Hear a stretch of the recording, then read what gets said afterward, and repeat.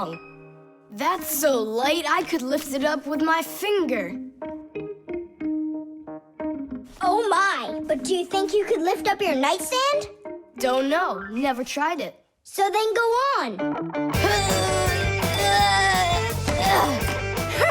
No way! And you are so much bigger than that nightstand. But watch, I can lift this big pencil. And just look how much smaller I am. So, who's stronger, you or me? Well, I guess it's not me. The Fixies may be very small, but they are actually much stronger than humans. Yes, it's true. What, you don't believe me? Well, who's stronger, an elephant or an ant? You think it's the elephant. Well, of course, it's so much bigger. But did you know that one ant can lift up 50 ants its own size? And an elephant? It can't even hold up one. So it turns out that for its size, an ant is much stronger than an elephant. And the same goes for Fixies. Fixies are incredibly strong for their size. They can lift things that are 100 times heavier than they are. And Fixies can jump 50 times higher than their own height. If humans were as strong as Fixies are, they'd be able to lift an automobile all by themselves. Yeah, Tom Thomas, it's time you built up your strength. Well, how? Start lifting dumbbells. Or if you want to, you can use my barbell. No thanks. I'll use the dumbbells my dad has. They're in his office, I think. Oh, there's one. And where's the other one? Aha, there you are. I'll get you out of there. Come on. I'm helping you here. It's stuck. All right. Move aside. I'll get it right out. What is this, glued to the floor or something? Hey, what's all the racket? Hi there, Simka. We can't get the dumbbell out from under there. Well, of course you can't. The sofa's pressing down on it. So that's what it is. And I was worried that I lost all my strength. Well, that means we have to lift up this sofa. We can't do that. It's too heavy for us. We can do it. Tom Thomas, get me your hockey stick from your room. We can't move a sofa with a hockey stick. Don't worry, you'll see. Here, I brought it. What is it for? We're gonna use it as a lever. A lever? Well, yeah. A lever works the same way that a seesaw does, with a board resting on top of a piece called the fulcrum. But with a lever, one side is longer than the other, and that's the secret to its power. With a lever's help, it's possible to lift any weight. All you need to do is get the short arm of the lever under the load and push down on the long arm. And the longer the arm, the more weight you can lift. And that's how a lever makes people stronger. Well, can we find a fulcrum in here? Maybe this dumbbell. Can that be our fulcrum? Great idea! Now you're thinking the right way. You ready to go? Let's go! Lean on it, Tom Thomas.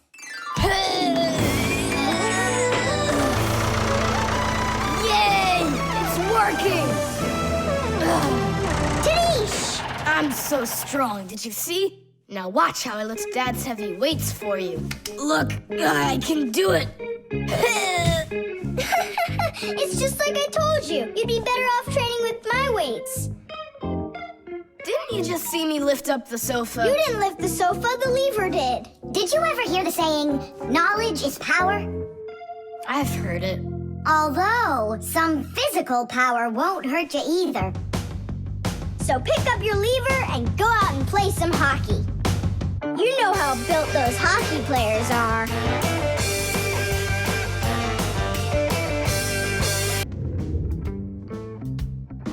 Tom Thomas, what you doing? Nolik, leave me alone. No, really. What is that? Quit distracting me, will you? Nolik, look at what you've done. I? It's all because you wouldn't quit it. Wouldn't quit what? I was struggling with that thing for half an hour and you ruined it. Whoa!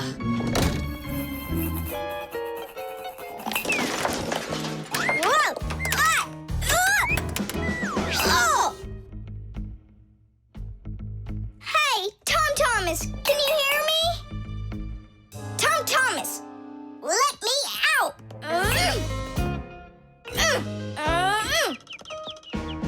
Nolik, is that you banging?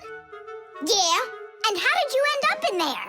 None of your business. Why are you so rude to me? 'Cause I feel like it.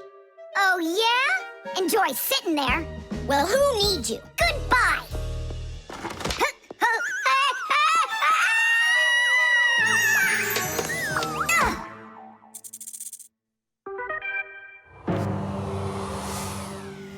Oh, Simka, what happened to you? Did you bang yourself? And so what?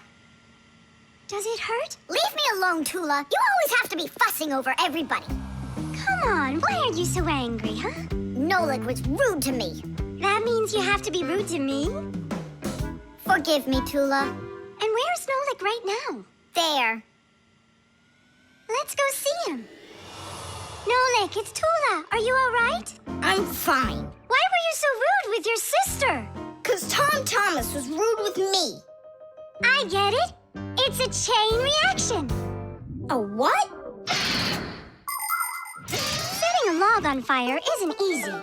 But it's easy to light a match. Use the match to light kindling, the kindling to light a twig, and the twig to light the log. Have you ever seen a fire grow? It's an example of a typical chain reaction. So be extra careful with fire, because just one match or little piece of smoldering coal can lead to a huge disaster. Yes, they can make a whole forest burst into flame and burn down to the ground. And all because of a simple chain reaction. I don't get you. What chain reaction? What do you mean, Nolik? Tom Thomas was rude to you, then you were rude to Simka, then Simka was rude with me. So there it is, a chain reaction. Yeah, and the rudeness was like a little spark. It just spread and spread and spread like a forest fire. Will you forgive me, Simka? Yeah, all right. I've got an idea. Why don't we try starting our very own chain reaction the other way around? What do you mean? Well, instead of spreading angry and rude feelings, we could spread happiness. But how? It's simple. All we need to do is smile and say nice things to each other. What a great idea! We could work together and fix Tom Thomas's mood. And I know how. Come help me pick up this domino, will you? Everything in the whole universe is made up of atoms. Particles so extremely small that you can't even see them through a microscope. But when a tiny atom splits, it makes a tiny explosion. And that explosion can start another explosion, and another explosion, and another. And now you've got a chain reaction. And that's how a lot of tiny explosions work together to make the gigantic explosion of an atomic bomb, the deadliest weapon known to man. But atomic energy can also be used for peaceful purposes. For example, nuclear power plants use this energy to produce electricity and hot water. And nuclear-powered icebreakers can break through the thick Arctic ice so ships can sail on their way.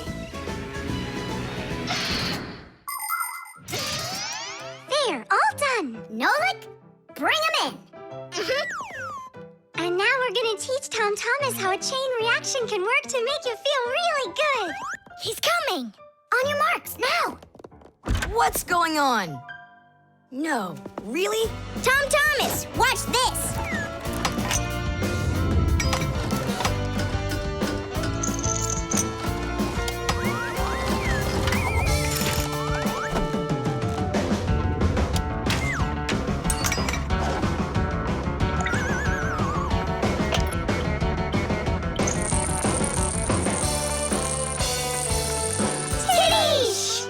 That was so totally awesome! I can't believe what I saw!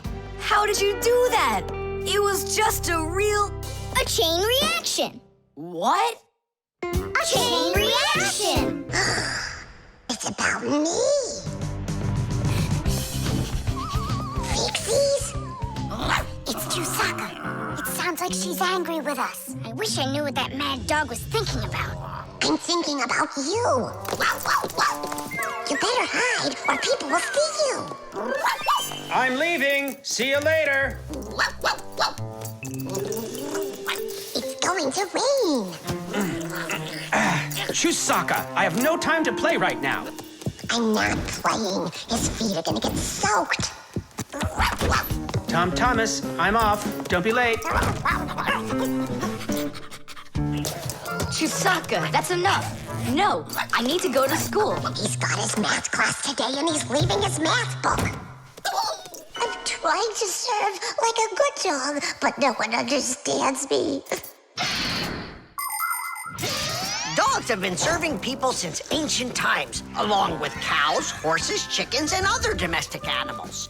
But of all of these animals, the dog was the very first. In the beginning, domesticated dogs looked like wolves. Over time, they started changing and were developed into dogs of many different breeds, from big shepherds to tiny chihuahuas. So a dog is not only a human's best friend, but his very first friend as well. What is that smell?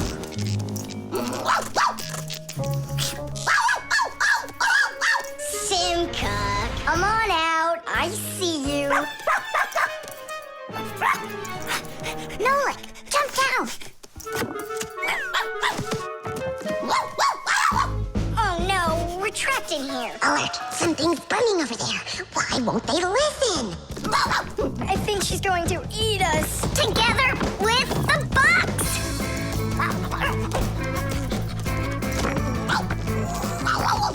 We're done for. Oh. Come on, look. The outlet is sparking. Oh no, something must have broken in there. Are we going to fix it? Kids should never touch outlets, and you know it too. It's forbidden.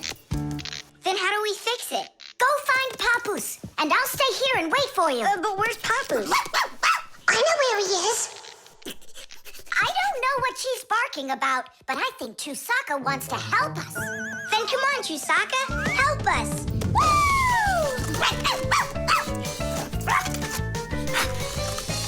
He's in there. Papoose, Papoose. Nolik, is that you? Ah! There's an outlet sparking over there, and it smells like it's burning. Are you sure? Yeah, Chusaka found it. Really? Great job! There are many kinds of service dogs. Dogs that help people by carrying out a wide variety of different jobs, like protecting a house or a flock of sheep if the dogs are shepherds. Some working dogs help guards protect their borders, while others work for the police. There are sled dogs that transport people and loads in the north, where there's only snow and no roads. Some service dogs help blind people by helping them get to the places they need to go. And there are dogs that save people trapped on mountains. And that's not all. Dogs went up into space before humans. But don't think that dogs are just given these jobs. Oh no, like humans, dogs study for a long time before they're allowed to take on serious work.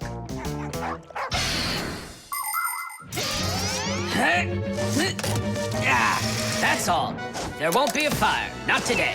Hooray! Well done, Chusaka. You're a real service dog, no doubt about it. Yeah, I'm working. I'm a real service dog. Chusaka, go away. I've had enough of you already today. Don't say that, because this working dog just saved your house from burning down. What do you mean? She smelled smoke coming from the outlet. It could be that Chusaka means well and wants to do the right thing, but nobody understands her. That's a bit hard to believe. Then what's this book? Oh, my math book. That's where I left it. Remember how Chusaka wanted to make you take it to school this morning? You're right. Atta girl, Chusaka. Well done. Achoo. What a rain. My feet got wet to the bone. But this morning, Chusaka tried to get you to wear a different pair of shoes. That's something. I should listen more closely to this smart little dog of ours. Finally, they understand me.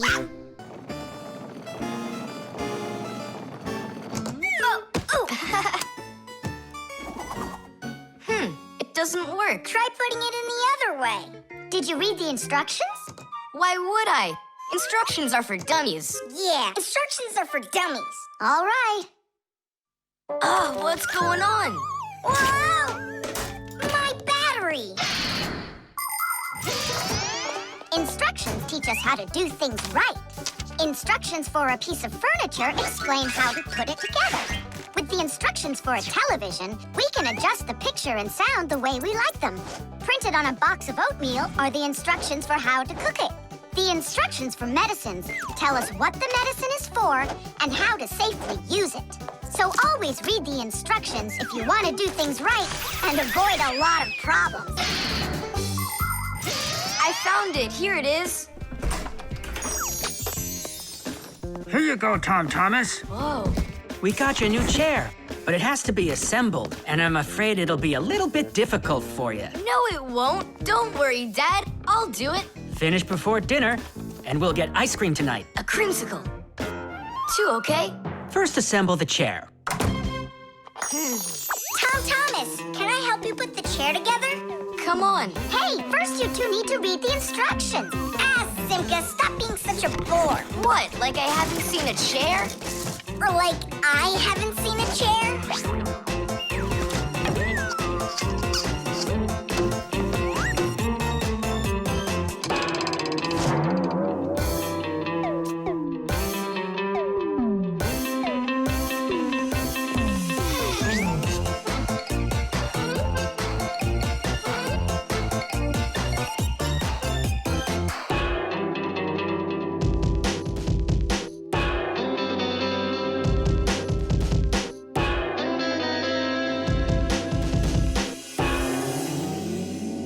Well, Tom Thomas, you done? Dinner's ready. Let's go. Oh, Dad, no. I need another 2 minutes. Simka, help me.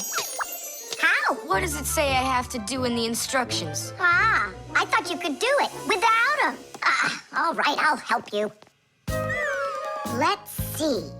Take this part over here and that one over there. Nolik, get a screw. No, the longer one. It's over there. The very first stools and benches appear as far back as ancient Egypt. The pharaoh's stool was special because it had a back. It is thought that the pharaoh's stool was actually the first chair. For a long time, a chair was considered a luxury. Rich noblemen would bring their own chairs to parties. And the more important the man, the higher the back of his chair. It wasn't until the 19th century that chairs became part of every house. Today, there are just so many different kinds of chairs. There are wooden chairs, plastic chairs, metal chairs, chairs with legs, chairs with wheels, folding chairs, baby chairs, just all sorts of chairs. Well, how could people sit down at the table with no chairs? Ooh, I think we'll make it. Screw it in, quickly. Nolik, we need one more screw. But there aren't any. There is, you gotta find it. I already looked everywhere. Tom Thomas, time's up. Nolik, you have to help. How? Just for a minute, that's all. Turn into a screw. If it's only a minute, I'll do it for you.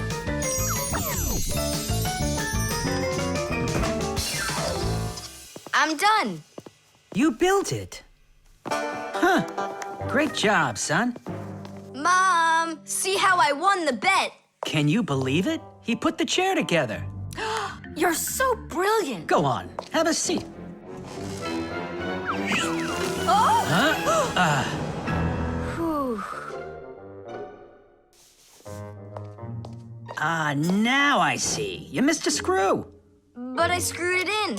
It must have what? Must have what? Look, here it is. Now this screw's not going anywhere. And that ice cream you won? Well, you just lost it. Well then, Mr. Chair Builder, time for dinner? Yeah, in a sec. Where is that Nolik? He ran away. What a traitor. No, he's not. He promised you he'd become a screw for just a minute. And the minute was up. Well, where is he then? Over there. He's studying the instructions for the clock. Hey, Tom Thomas, it says that we put the wrong kind of battery into the clock. We should have used that kind. You see, Tom Thomas? If you don't want to be a dummy, instructions are for you. Well done, Tom Thomas. Your mom's birthday's today and you're still sleeping. Hey, what's that? It's a drawing, a portrait of his mom. In my opinion, this mom doesn't look very much like Tom Thomas's mom. Maybe he didn't get to finish the picture yet. He was tired and passed out. This is not good. We gotta do something. Ah, we can help him. The pencil's right here. A pencil has lead inside. It's the lead that makes the drawing. Only lead doesn't grow on trees. It's made out of a mineral called graphite that's mined out of the Earth's crust. But how does the lead get inside a pencil? It's simple. Pencils are made with rods of lead and 2 wooden boards. Grooves are cut into the boards and the lead's placed in them. The halves are glued together and cut into pencils. The artist's tool is ready.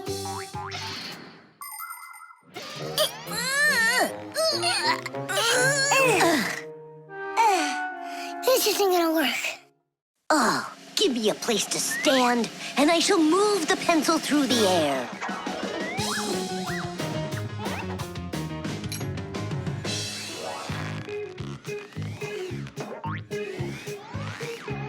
Try and get it closer to the drawing. You gotta lift it up a little. You gotta push it harder. Nolik, we're blockheads. Look, there's a pencil sharpener. A piece of lead. That's all we need. All right, let's check out how it was done by the old schoolers. By the great masters, like us. Yeah, she could use a little more hair. And a hat, too. And a bow around her neck. Beautiful. And Chusaka's gotta be in there. Yeah, let's keep drawing.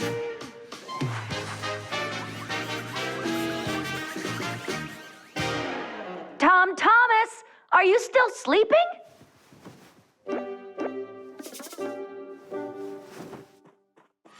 Fixies? No need to thank us. Where's my drawing? What have you done to it? If Mom sees this piece of art you created, she'll go and faint. I know it. From happiness, right? Fright's more like it. Does that look like my mom? Well then, give it to your dad. Your dad won't faint, I know it. But it's my mom's birthday, not my dad's. You gotta be kidding me.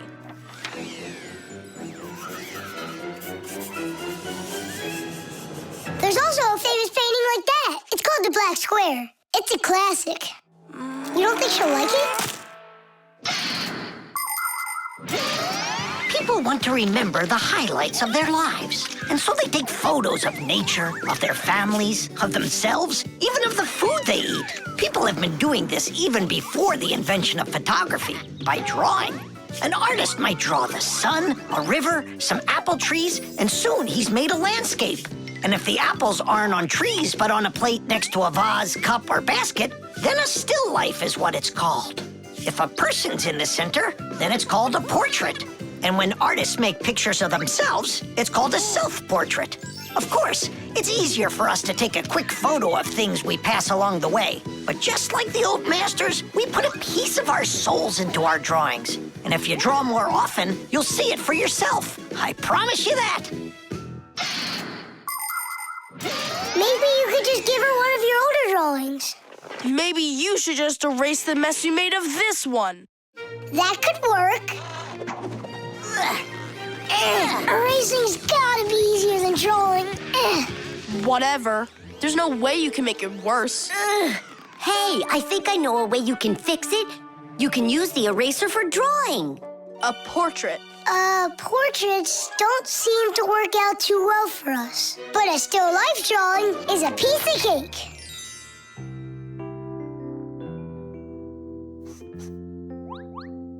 Super! Uh-huh. Pretty good, right? Tom Thomas, everything's on the table for breakfast. Mom, happy birthday. I drew this present for you. Thank you, Tom Thomas. What a lovely still life, so unusual. I tried really hard. We'll hang it up on the wall. Now, let's go eat. What would Tom Thomas have done without us? Yeah, whenever you get into a jam, your real friends will always show up to rescue you. This is our solar system, and it consists of... Friends, you're not going to believe it. I discovered an unknown star. That is superb, colleague. Yeah, and today, journalists will visit the laboratory for an interview. Who's going to be interviewed? If you weren't late, you'd know that. I had to do my hair. They're here. Everyone hide.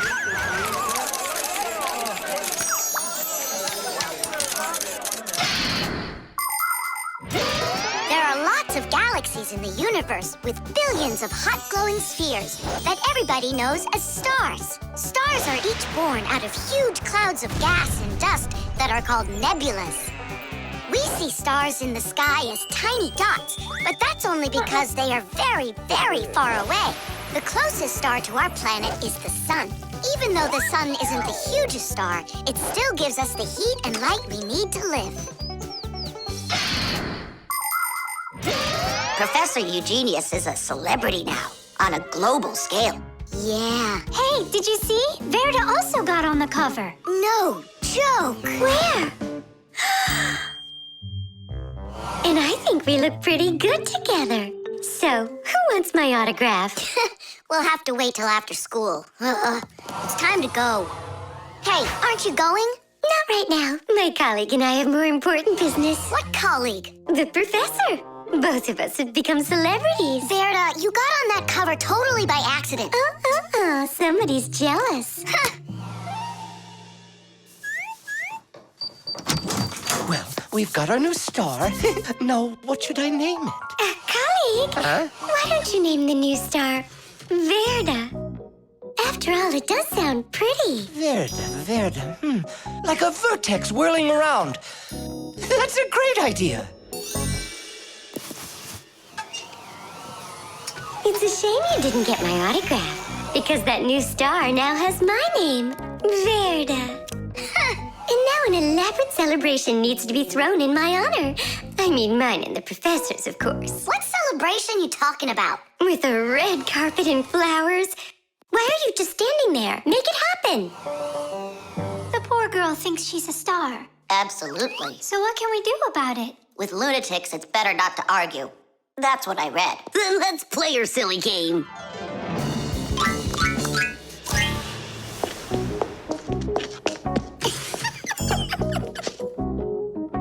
Your Majesty. Your red carpet awaits. Then unroll it. And the flowers? Am I supposed to do everything myself? Of course not.